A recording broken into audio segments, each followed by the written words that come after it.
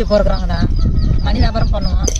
நாங்கள் வந்து பக்கத்து ஊரில் இல்லை, கொஞ்சம் லாங்காக போய் வண்டியில் பெட்ரோல் போட்டுக்கினேன். ஒரு 200 பெட்ரோல் 150 பெட்ரோல் போட்டுக்கினேன்.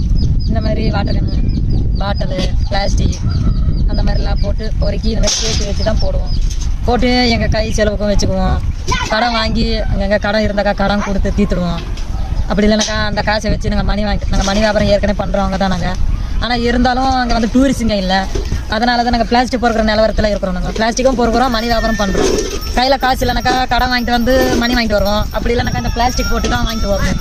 மணி வாங்கிட்டு வந்து கால் கொலுசு, ப்ரெஸ்லைட்டு, கழுத்துக்கு நெக்லஸ் மாதிரி செய்கிறது, மணி கட்டுறது, கம்பி, நரம்பு அந்த மாதிரி வாங்கிட்டு வந்து நாங்கள் இந்த மாதிரி ஒரு வியாபாரம் பண்ணிக்கிறோம்.